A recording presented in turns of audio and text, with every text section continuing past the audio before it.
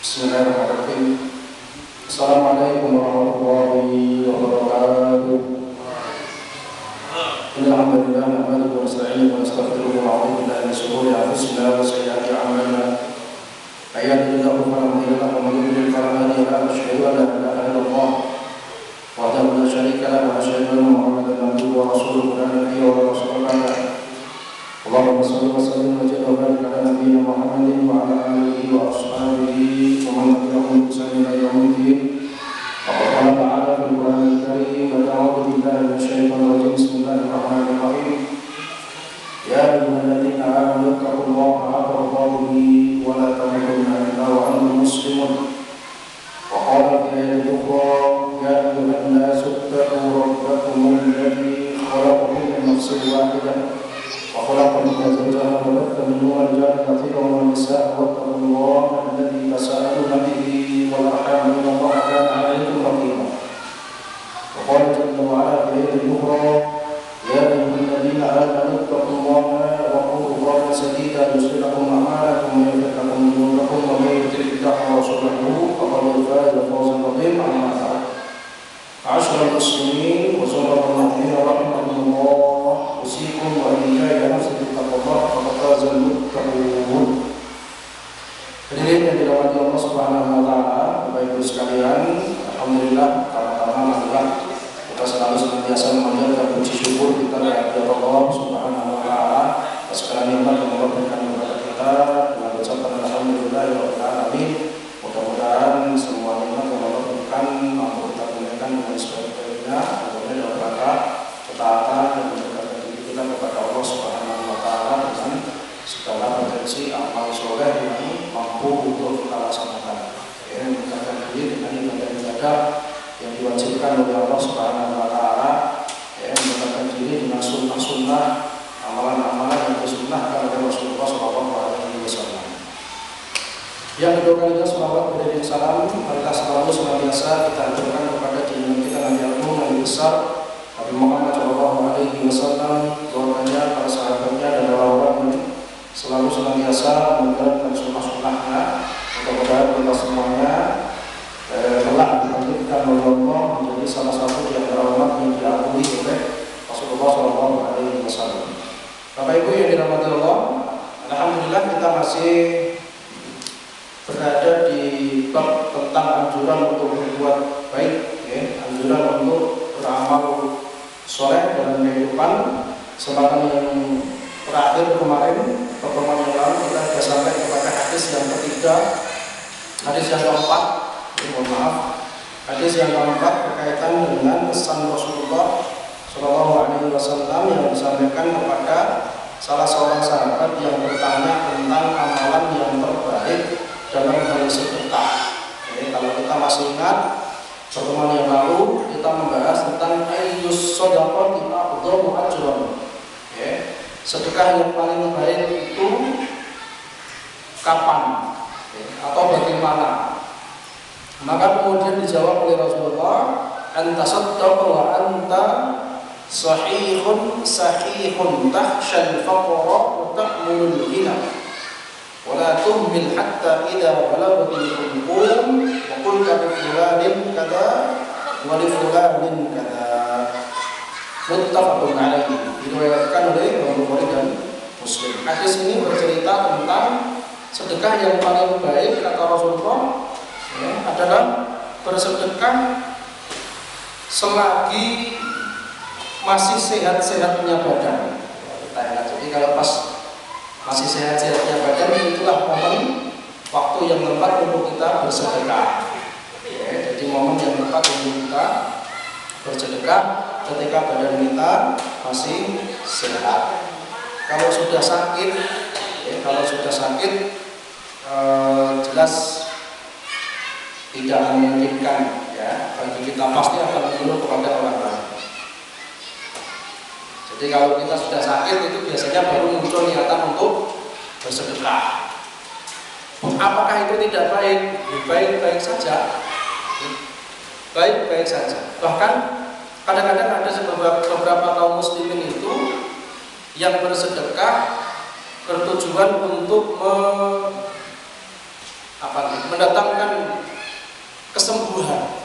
Ya, tidak sedikit kita itu yang kadang-kadang bersedekah untuk mendatangkan kesembuhan. Ada saudaranya yang sakit, lalu kemudian bersedekah panti asuhan. Ya. Ada keluarganya yang sakit, lalu bersedekah kepada fakir miskin. Ya, kadang-kadang dengan tujuan untuk mencari keberkahan dari harta yang dengan itu mudah-mudahan Allah Subhanahu wa taala memberikan kesembuhan. Nah, apakah yang seperti itu tidak boleh? Ya boleh-boleh saja. Ya, boleh-boleh saja. Tetapi tetap al-umuru bimaqasidiha. Jadi segala sesuatu itu tergantung kepada niatnya. Nah, ini yang harus kita jadikan sebagai pedoman. Segala sesuatu itu tergantung kepada niatnya. Dan niat kebaikan, ya, niat kebaikan memang dalam hadis ini harus disegerakan. Jadi, maknanya apa? Jangan sampai kemudian kita menunggu sakit baru kemudian bersedekah. Jangan sampai kita menunggu kenikmatan-kenikmatan itu dikurangi oleh Allah Subhanahu wa taala baru kemudian kita bersedekah. Meskipun kalau sudah terlanjur ya boleh-boleh saja, daripada kemudian kita mendatangi tempat-tempat yang dilarang oleh Allah untuk mencari kesembuhan. Jadi wasilah-wasilah kesembuhan, sekali lagi ya, wasilah-wasilah kesembuhan itu caranya banyak sekali. Allah Subhanahu wa taala memang tidak sangat tidak suka kalau kita itu kemudian berbuat syirik hatta dalam mencari kesembuhan. Ya. Dan itu kadang-kadang, mohon maaf ya, kalangan awam kita itu tidak bisa membedakan mana yang perbuatan syirik, ya, mana yang kemudian bentuk ikhtiar yang diperbolehkan. Tidak jarang, ya, tidak jarang itu, dan sudah menjadi jamak, ya, pengertian yang dimengerti oleh setiap orang kalau sebagian dari kaum muslimin itu mencari alternatif kesembuhan dengan cara yang kadang-kadang tidak disyariatkan. Ya, dengan cara yang kadang-kadang tidak disyariatkan. Maka Rasulullah mengatakan wa anta saddaq wa anta sahihun tahsyal faqra. Yang kedua, ketika kita sedang merasa takutnya miskin. Kenapa disebutkan seperti itu? Ya, Rasulullah mengatakan kalau orang takut miskin pasti akan bekerja. Kalau takut kekurangan pasti akan bekerja. Dan di saat kita sedang bekerja, di saat kita sedang mengumpulkan harta, ya, di saat kita khawatir sekali dengan miskin yang seharusnya itu menahan, disitulah Rasulullah mengatakan keluarkan. Ya, jadi pas butuh-butuhnya, ya, kita diminta untuk bersedekah. Apakah semua? Ya tidak. Ya, kalau kita tidak mampu, sebagaimana Abu Bakar As-Siddiq radhiyallahu anhu yang bersaing dengan Umar bin Khattab dalam tanda petik, persaingan dalam tanda petik, tidak ada yang menandingi keikhlasan dari Abu Bakar As-Siddiq ketika bersedekah. Semuanya diberikan kepada Rasulullah SAW, tidak ada yang ditinggalkan untuk keluarganya. Kalau tidak bisa seperti itu ya semampu kita, dalam keadaan sedang membutuhkannya, maka disitulah kita bisa memaksimalkan pahala dengan bersedekah. Ya, mumpung itu kalau kemarin terakhir kita membahas tentang atau kami sebutkan analogi dari Gus Bahar tentang bersedekah ketika miskin itu lebih ringan daripada bersedekah ketika kaya. Kalau perbandingannya sama-sama 50% dari harta kita, ya, 50% dari harta kita. Kalau pas kita punyanya sedikit, 50% itu ya kecil, ya, punyanya 5.000, 2.500 disedekahkan ketika itu ya ringan sekali, ya, ringan sekali bagi yang punya kesadaran bersedekah.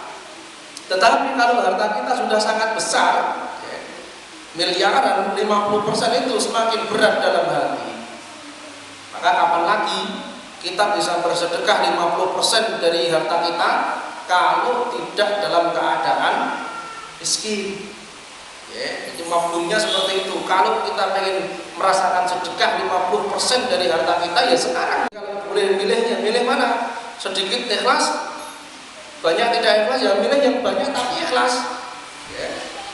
Banyak dan ikhlas adalah ghurbatul a'la. Jadi orang-orang idealnya seperti itu, nyah-nyoh, tapi kadang-kadang memang keadaannya tidak seperti itu. Maka Rasul mengatakan takhshal faqara wa ta'mulul ghina, sedang takut-takutnya miskin dan ingin-inginnya kaya. Ya, logikanya biasanya kalau seperti itu kondisi kita takut miskin, pengen kaya, ya nabung. Punya rezeki, ya, dapat penghasilan, ditabung. Maka sekali lagi saya tidak menyalahkan nabung, ya. Tidak dalam rangka menyalahkan nabung. Kalau di dalam menanamkan itu lengkap. Oke, jadi kalau dalam menanamkan kepada anak, kepada siapapun untuk nabung itu lengkap, perintahnya bukan masalah. Oke. Yang jadi masalah kalau tidak lengkap. Maksudnya pripun tidak lengkap itu? Kalau punya uang tabung aja. Oke. Jangan dipakai untuk jajan. Tabung pokoknya. Nah, biasanya muncul kebakhilan. Oke, kalau duit tabung lain harusnya lengkap. Kalau punya uang sedekahkan setengah, yang setengahnya ditabung, lengkap nih. Jadi apa? Tidak menanamkan mindset ke dalam pikiran anak itu duit-duit luar ya ora dikek uang ya ditabung. Tetapi kalau kemudian ditambahi ya nabung, ya sedekah, nah lengkap nih. Ya, jadi tetap menanamkan kepada anak sedekah, ya, menanamkan kepada anak untuk tidak boros, menanamkan kepada anak itu kalau punya keinginan bersabar, ya, caranya apa? Nabung. Di sisi lain, di saat anak kepengennya dan di saat anak gemar-gemarnya menabung, disitulah hadis ini kita ajarkan. Dek, meskipun adik ini sedang pengen sekali punya sesuatu dari uang sendiri dan kepengen sekali cepat terkumpul uangnya, jangan lupa pas seperti itu sedekah. Itu nanti akan terpatri sampai tua. Artinya apa? Kebutuhan, keinginan itu akan terkalahkan dengan sedekah. Anak ini mengamalkan hadis Rasul, tidak hanya menanamkan kepada anak kita yang harus memberikan contoh memang. Ya, sedang butuh-butuhnya, ya, sedang giat-giatnya bekerja, ya, rumah tangga baru, ya, pokoknya sedang profitnya, sedang semangatnya, disitulah kita dilatih untuk bersedekah. Karena ini pernah ditanyakan oleh sahabat Rasul dengan bertanya, ayyus shadaqati a'dhamu ajran, sedekah yang paling besar pahalanya. Maknanya berarti ada sedekah-sedekah yang pahalanya biasa, bukan tidak berpahala, yang berpahala, tetapi ada yang paling besar pahalanya. Saat kita sedang sehat-sehatnya, saat kita sedang produktifnya, ya, saat kita sedang membutuhkannya, disitulah kata Rasulullah letak sedekah yang paling besar pahalanya.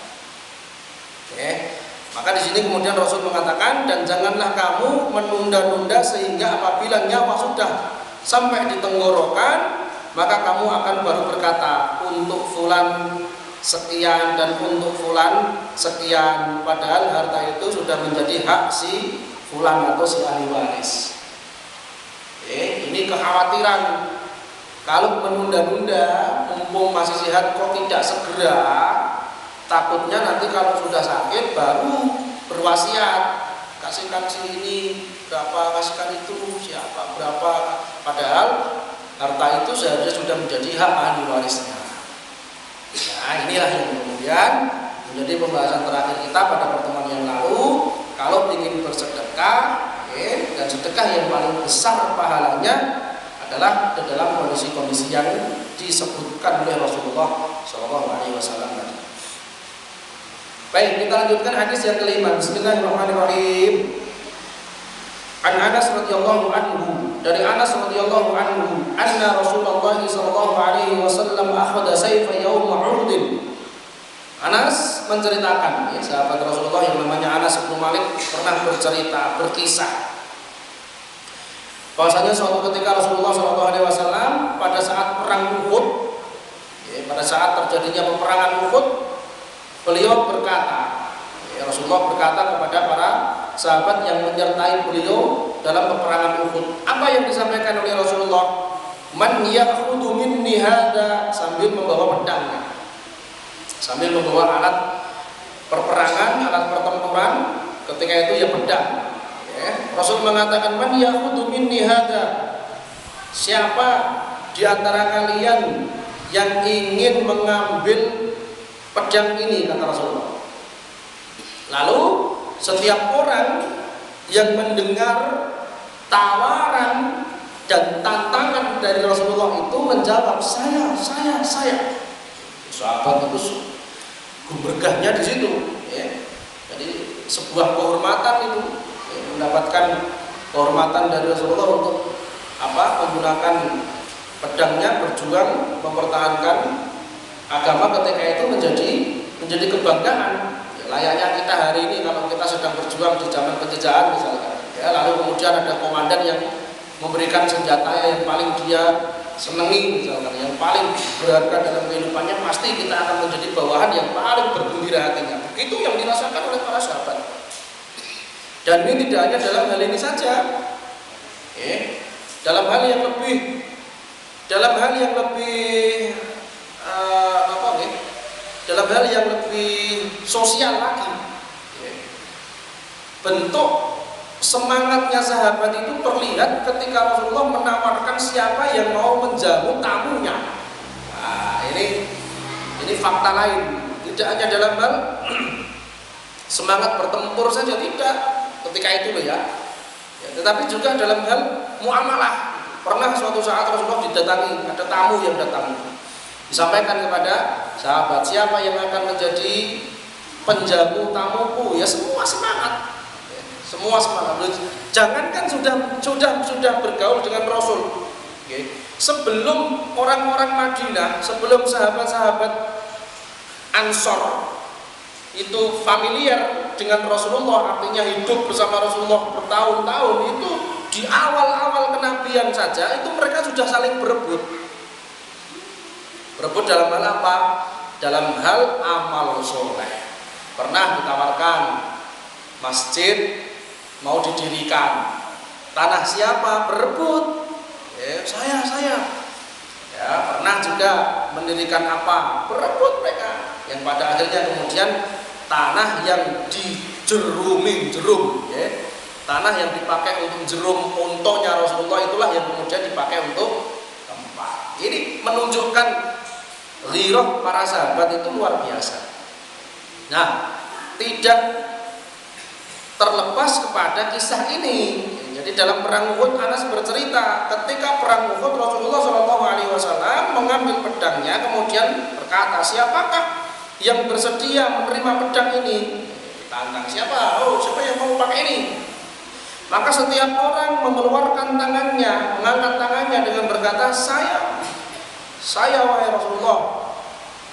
Lalu melihat antusias para sahabat itu besar, ya, maka tantangannya ditingkatkan. Ini menjadi pembelajaran bagi kita kalau di dalam sebuah lelangan amal soleh, dalam sebuah lelangan amal soleh kok banyak yang berminat, maka lelangnya ditingkatkan. Untuk apa? Untuk memberikan skala prioritas, mana yang mampu baik, mana yang mampu banyak, ya, itu bisa mendapatkan kesempatan tertinggi dalam berpahala.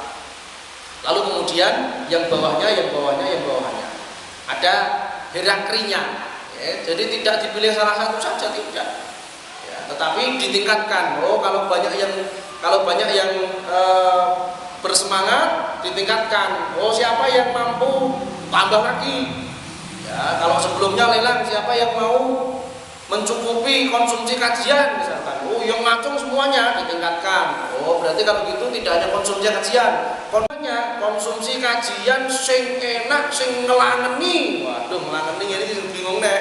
Semakin sedikit lagi yang ngacung niku, ya. Dan itulah yang kemudian dilakukan oleh Rasulullah. Kenapa? Agar kemudian yang tidak dipilih itu tidak merasa disingkirkan, agar muncul kesadaran dalam hati, saya tidak mampu.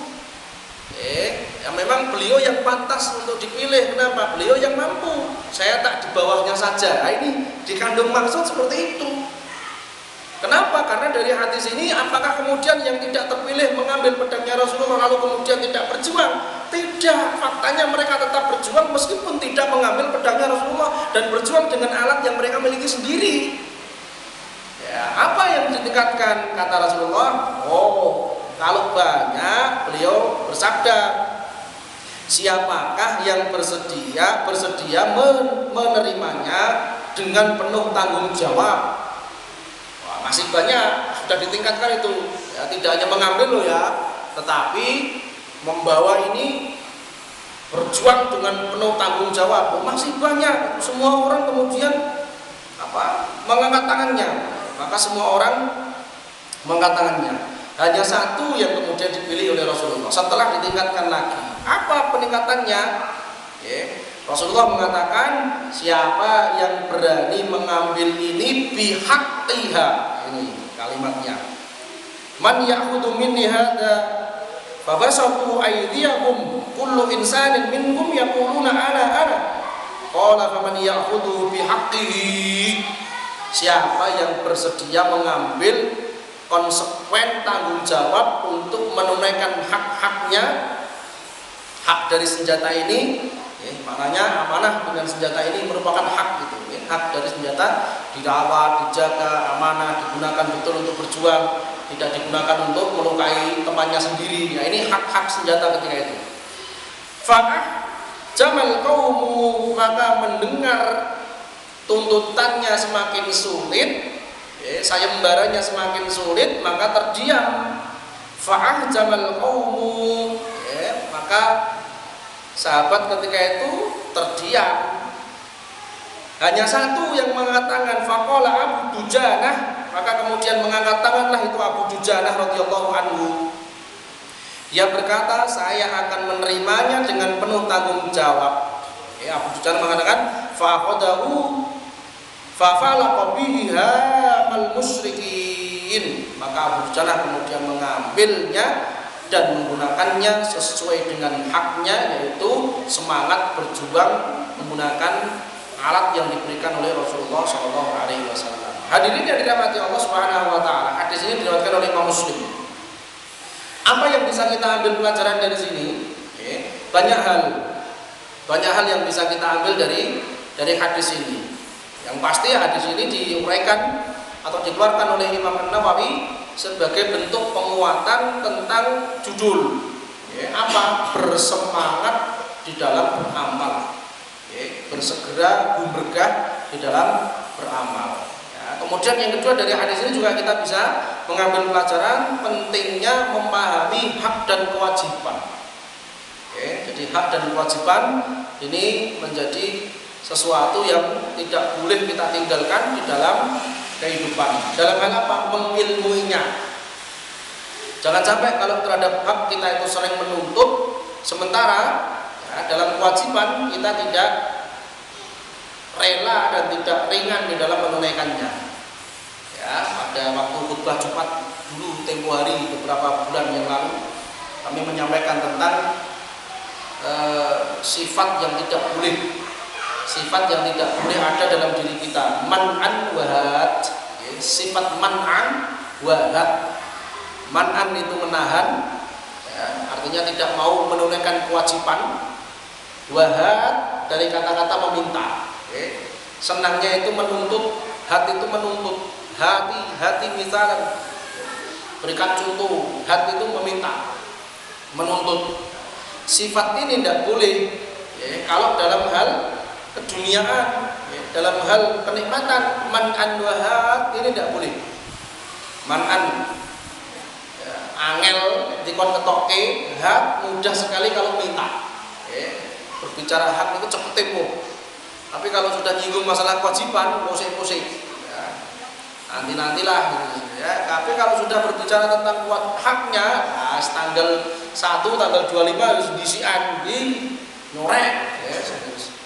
Tapi kalau pas kerjaan nanti Pak tugasnya nanti kumpul kok, yang saya suwe kok.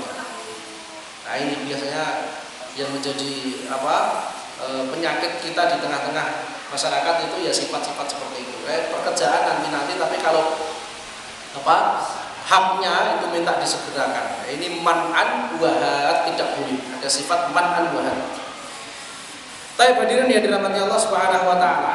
Kemudian pelajaran selanjutnya adalah qiyam, ya. Jadi kalau kita mendapati di dalam sebuah perkumpulan, kita mendapati di dalam sebuah komunitas, ya, amal soleh itu banyak yang berminat, ketika lelangan Ramadan biasanya, ya maka bisa dengan cara ditingkatkan kualitas lelangnya. Artinya apa? Untuk menggali potensi umat yang lain dengan tidak menutup kemungkinan lelang yang pertama. Lelang umum banyak yang bisa, itu tidak usah dibatalkan, ya tetap diterima saja. Oh baik, yang mampu lelangnya ini silakan membawa ini, tapi yang tadi sudah janji dengan lelang yang tertinggi silakan itu dipenuhi, ya itu sudah. Artinya bisa memberikan kepada kita variasi di dalam beramal. Sehingga pilihan-pilihan dalam beramal jamaah pun tidak merasa terbebani dengan hanya satu pilihan saja. Dan itu biasanya variasi seperti itu luar biasa. Saya pernah mendapati dalam sebuah lembaga pendidikan, wallahu a'lam apakah masih berjalan sampai sekarang, itu ketika pembahasan tentang iuran bulanan SPP, sumbangan pokok pendidikan, itu sistemnya adalah hasbal quwwah, sesuai dengan kemampuan. Maknanya tidak mempatok nominal jumlah tertentu, tetapi itu sudah menjadi kesepakatan, bukan jebakan Batman, boten. Boleh kalau jenenge jebakan iki. Boten jebakan. Tapi dari awal sudah diinterview, Anda mampunya berapa? Karena awalnya sudah ngisi data. Pekerjaannya apa, pendapatannya kira-kira berapa, jujur itu berapa jumlah keluarganya, ya, berapa rata-rata itunya, ya, macam-macamnya, apa jenis pekerjaannya, berapa kesanggupannya, itu sudah ada semuanya, itu diisi dengan kerelaan, ya, dan Allah Subhanahu wa taala yang tahu. Ya, kalau yang isi itu bohong-bohongan ya pasti akan terungkap suatu saat. Kalaupun tidak terungkap, minimal ilmu anaknya tidak berkah. Wah ini Pak yang paling bahaya Pak. Makanya kalau menyekolahkan anak hari ini ikhlas saja. Ya, kalau sudah tahu di awal SPP-nya sekian, tidak usah mengeluh tiap bulan. Kenapa? Salah satu wasilah keberkahan ilmu dan kemanfaatan ilmu anak kita ya karena kita ikhlas untuk membiayai. Jangan sampai mungkin pengennya kualitas terbaik tapi kemudian tidak mau bersusah-susah. Ya, kalau ada terselip seperti itu, naudzubillah min dzalik. Tetapi saya husnudzon, saya yakin tidak ada orang tua yang seperti itu. Kalau tidak terpaksa betul, tidak punya uang betul, pasti tidak akan berpikir seperti itu. Ustaz, betul mungkin Ustaz, nek kula duwe dhuwit nggih malah mesapi ten mawon kula bayar duwe dhuwit. Niki kuwi gratisan gara-gara mboten duwe duwike, lain soal yang ngoten niku. Lain soal, apakah yang seperti itu hina? Tidak. Tidak. Kenapa? Karena pendidikan memang diberikan untuk siapa saja, diakses siapapun. Termasuk sekali lagi mohon maaf tidak dalam rangka membanggakan negara lain di dalam hal pengelolaan pendidikan, boten. Di negara kita sudah banyak, cuma kadang-kadang kita tidak mau bangga saja dengan program negara kita.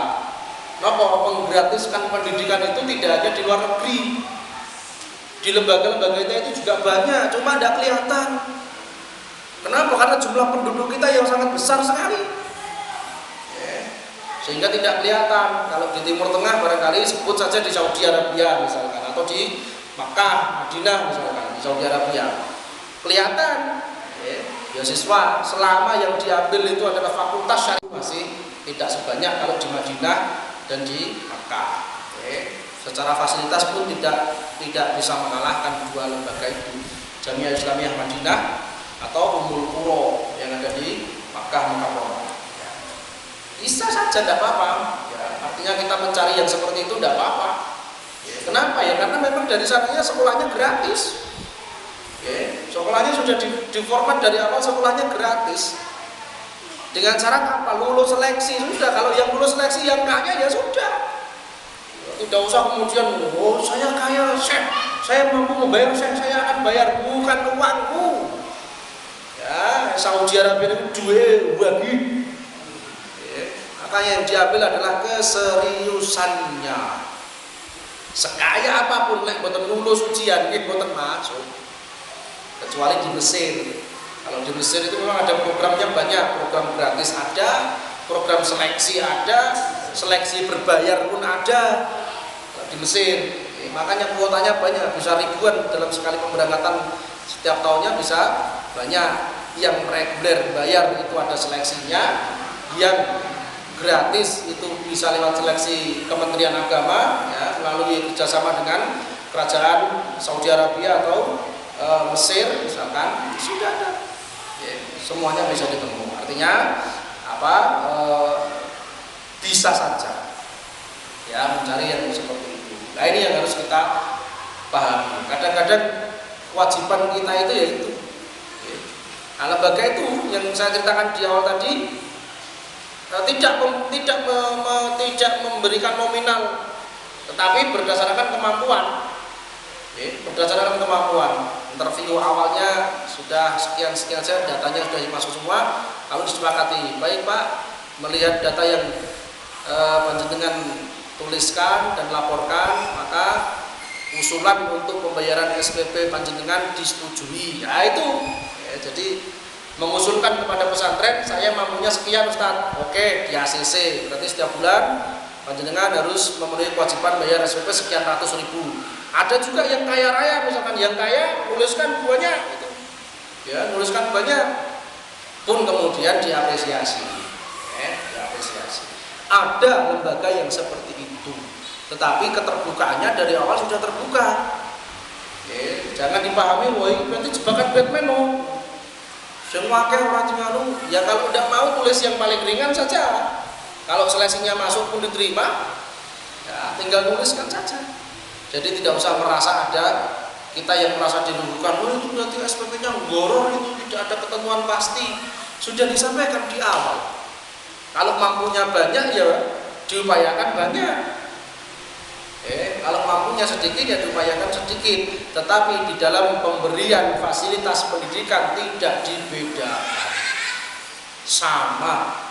Santri yang orang tuanya bayar sedikit, makannya sama, tidak dipisah dapurnya, kelasnya sama, tidak dipisah kelasnya, kamarnya sama, tidak dipisah kamarnya, sama persis.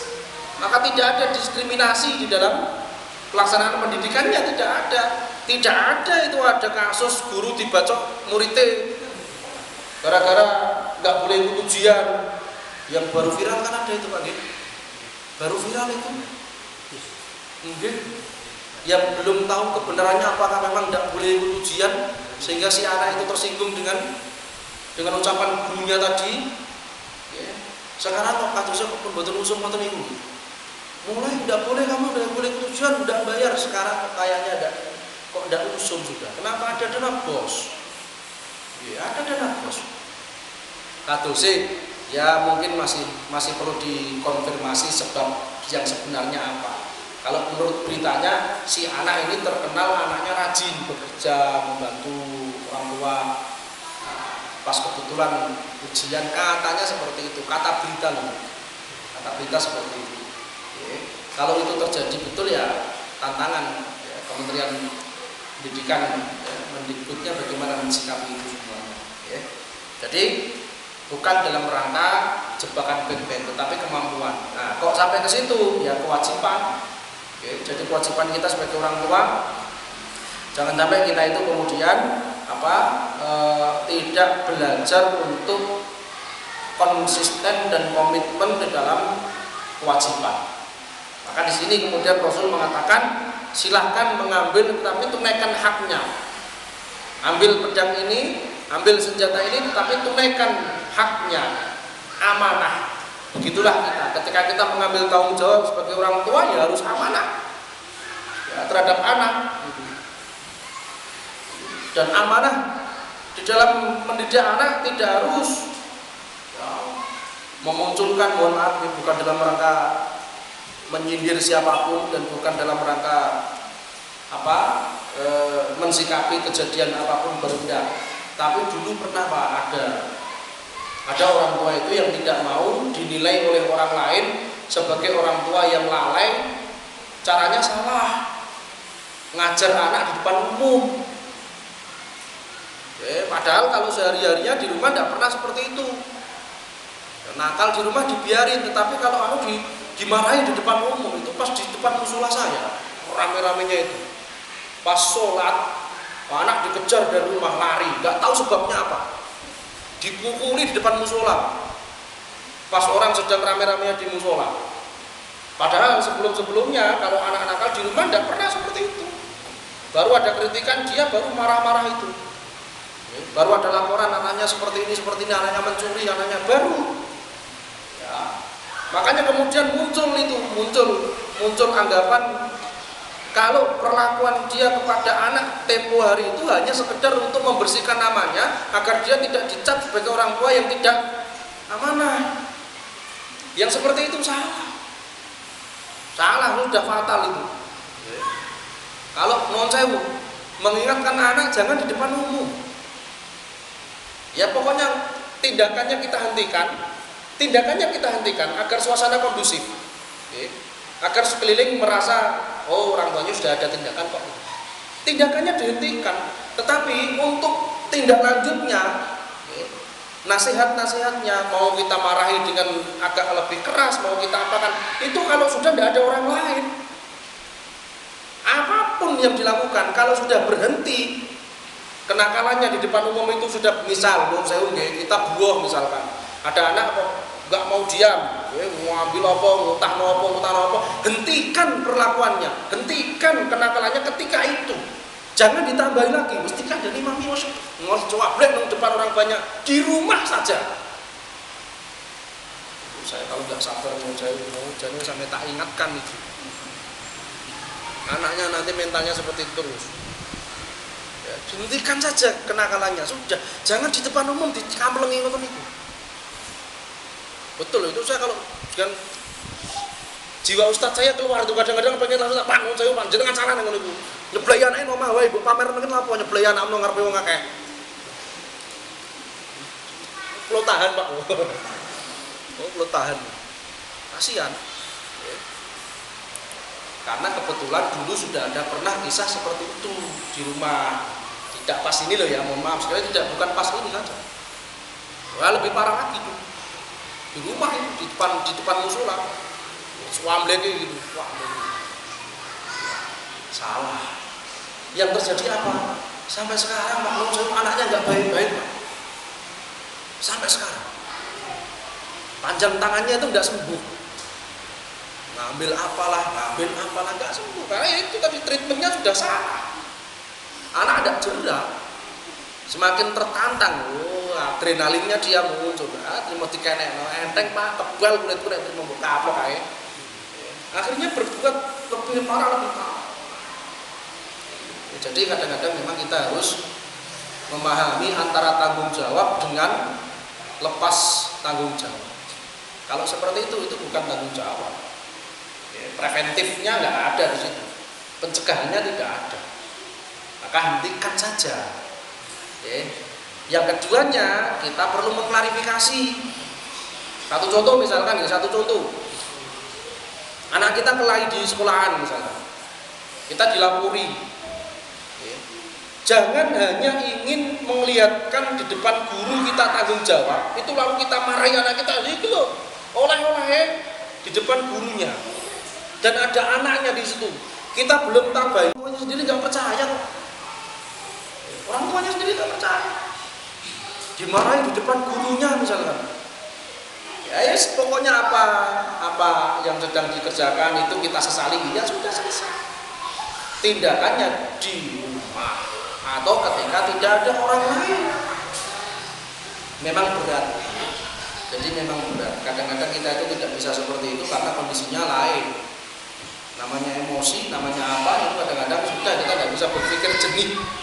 Baru setelah ada dampak-dampak negatif dari perlakuan kita kepada anak itu, baru kita kemudian menyesal. Nah disinilah peran tanggung jawab selain kita meminta hak kita untuk dihormati oleh si anak, di sini ada peran tanggung jawab. Jangan hanya menuntut dihormati saja, tidak. Jangan untuk dipatuhi toh. Pokoknya agar abi muni ngene kowe kudu ngono. Ya, umi muni ngene kowe kudu ngene, tidak. Ya, jadi harus betul-betul kita pahami. Pernah itu di zamannya Umar bin Khattab radhiyallahu anhu itu ada anak yang protes. Protesnya gara-gara si anak diadukan kepada Umar lantaran si anak dianggap anak yang durhaka, nakal, jengkel nih. Ngadu kepada Umar bin Khattab radhiyallahu anhu, "Ya Amirul Mukminin, saya mau buat laporan." "Kaif? Apa?" "Ini saya punya anak, kok wakalnya orang ketulungan. Kok dia ini, dia gini. Nah, yang dihadapi bukan orang sembarangan. Yang dihadapi Amirul Mukminin. Ya, yang tidak mudah terprovokasi.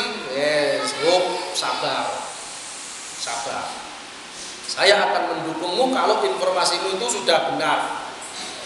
Dan berimbang. Hadirkan anakmu." Wah, dipanggil anaknya. Ya, ditanya apakah betul yang dikatakan bapakmu, kamu seperti ini, seperti ini. Kata anaknya, "Iya. Tapi sebelum engkau memberikan hukuman kepadaku, wahai Amirul Mukminin, saya mau mengajukan pertanyaan. Ada enggak orang tua yang durhaka kepada anaknya?" Kata anaknya, Pak.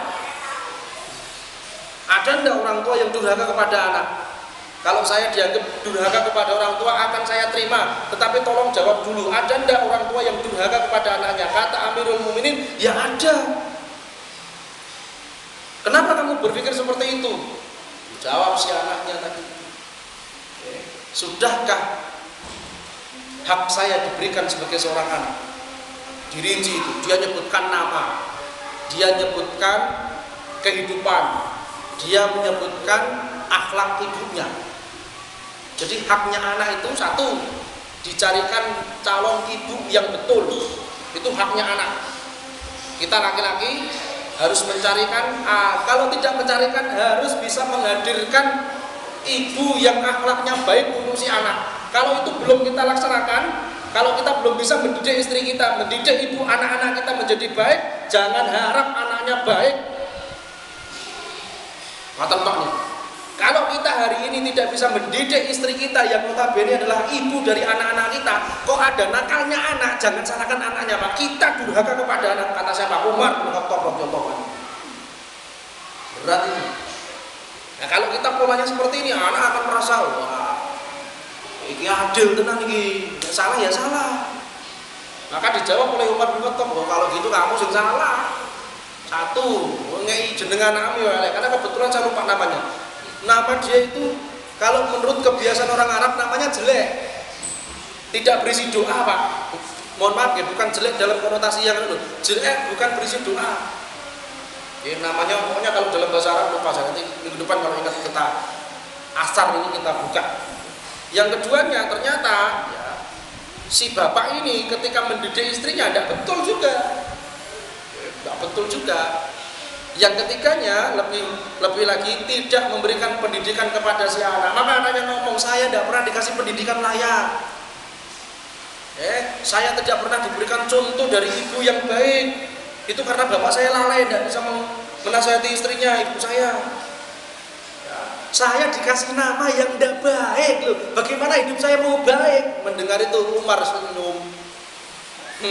Anak pinter loh, gue sing durhaka karo anakmu. Ya, dah pulang, perbaiki, tidak usah sampai kepada pengadilan saya. Disuruh pulang sama Umar bin Khattab. Anaknya selepas itu menjadi baik, orang tuanya juga kemudian merubah polanya. Maka inilah, jangan sampai kita itu ya menuntut saja kepada anak. Sudahkah kita memberikan pendidikan yang baik kepada anak? Tidak memberikan pendidikan tidak selalu identik menyekolahkan di lembaganya Bonafit loh, boten Pak. Memberikan pendidikan itu bisa dari skala yang paling kecil dalam keluarga awake dhewe kita. Maka kalau disebutkan memberikan pendidikan, jangan berpikir sejauh-jauh, boten. Memberikan pendidikan kepada anak itu sudahkah kita memberikan contoh? Karena pendidik yang paling basic, Pendidik yang paling pertama kali diambil ilmunya oleh si anak ya orang tuanya. Ini pendidik sebelum guru-gurunya di luar, pendidik yang sebenarnya adalah orang tuanya. Di sekolahan seperti apa? Disitulah di rumahnya. Makanya jangan mentang-mentang di rumah. Anak berdakan di luar nono omah dhewe. Ala ono omah dhewe Bapak, Ibu, anak itu tidak selamanya hidup di rumah. Anak itu akan keluar rumah. Lah kalau kebiasaan-kebiasaan buruk di rumah itu dibiarkan, tidak menutup kemungkinan terbawa ketika dia di rumah. Ketika dia di rumah orang lain. Itu bukan mentang-mentang di rumah, tapi di rumah sendiri, masa gak oleh, terserah dia mau berdakan, terserah dia mau menghancurkan perabotan rumah-rumah sendiri. Boten ngoten Ibu, Bapak, nun sewu. Itu kalau dia tidak bisa nahan, tidak bisa membedakan ini rumah sendiri, ini rumah tetangga, jenengan sing isin. Itu makanya meskipun di rumah ya harus diingatkan, nah, tidak boleh, nah, tidak boleh, meskipun di rumah sendiri loh. Ya, barang-barangnya dewe, kasur dewe, jak-jakan. Budas-budus masuk ke kamar orang tua tidak diingatkan. Kenapa? Suatu saat kalau kita bertamu ke rumah orang lain, tidak menutup kemungkinan anak kita tidak punya adab. Urung assalamualaikum, buka lawang si diparani pawon, buka kulkas. Kenapa? Karena di rumahnya seperti itu. Dalilnya apa? Omah-omah dewe, barang-barangnya dewe. Ya, meskipun seperti itu tetap ditanamkan adab kepada anak. Kenapa? Ya itu tadi, nggak selamanya anak itu di rumah masalahnya. Ya, dengan seperti ini, Bapak Ibu yang dirahmati Allah Subhanahu wa taala, kita semakin bijak. Semakin bijak. Kalau ada anak nakal itu bukan nyalahkan yang lain, lihat di rumah kita seperti apa. Lihat bagaimana pembelajaran kita. Kalau situ enak nanti kita jadi orang tua juga tidak terpancing terus dengan emosi. Ngerti WA gurune kok mesti kemeropok kok mas bawa pentung siap ngepui anaknya ngarep gurune. Ngapain? Apakah kalau sudah seperti itu kemudian dianggap orang tua yang tanggung jawab? Malah tidak. Bukan, itu namanya juga jatuh ke timpa tangga. Anak sudah sakit hati di sekolahan ditambah orang tuanya sendiri tidak percaya, Pak, kacau ini. Kacau, maka bukan lembek tetapi lebih kepada proporsional. Yang selama ini sudah terlanjur kita istighfar, barangkali dengan istighfar kita itu Allah Subhanahu wa taala melunakkan hati anak-anak kita yang barangkali pola pendidikan ketika itu kita keras misalnya. Istighfar. Dan kita berdoa, selalu berdoa mudah-mudahan kita tidak pernah melupakan tanggung jawab. Dan mudah-mudahan kita dimudahkan untuk selalu melupakan hak. Kalau hak itu selama sudah menjadi rezekinya insya Allah akan sampai. Karena dalilnya seperti itu. Kalau kita masih bernapas, rezeki tidak akan berhenti. Kapan berhentinya? Kalau sudah diambil nafasnya, disitulah rezeki orang berhenti. Ya. Ini konsep dalam kehidupan berkenaan dengan hadis yang barangkali di luar apa yang tertulis. Tetapi yang tersirat, makna yang tersembunyinya mengajarkan kepada kita untuk tanggung jawab. Sudah ada? Sudah lewat dari tadi, Masya Allah. Ini tidak apa, bonus 1-2 menit. Demikian untuk kajian pada malam hari ini. Mudah-mudahan satu hadis ini memberikan pembelajaran kepada kita. Hadis yang kelima, hadis diriwayatkan oleh Imam Muslim. Sekali lagi bukan dalam rangka untuk dari yang sedikit yang kita upayakan untuk perubahan ini, keluarga kita menjadi keluarga yang sakinah, tidak ada persoalan, anak-anak kita juga menjadi anak-anak yang soleh dan solihah, anak-anak yang mudah keterikatan hatinya dengan syariat, gampang diingatkan, selalu merasa diawasi oleh Allah Subhanahu wa taala. Itu yang terpenting, karena suatu saat dia akan hidup sendiri. Kalau dia merasa diawasi oleh orang tuanya tapi tidak merasa diawasi Allah, ini berbahaya. Tapi kalau dia merasa diawasi Allah, meskipun orang tuanya tidak mengawasi, insya Allah kemanapun hidup dia akan membawa keberkahan. Demikian, kurang lebihnya mohon maaf. Aku boleh ada. Wassalamualaikum warahmatullahi wabarakatuh. Assalamualaikum warahmatullahi wabarakatuh.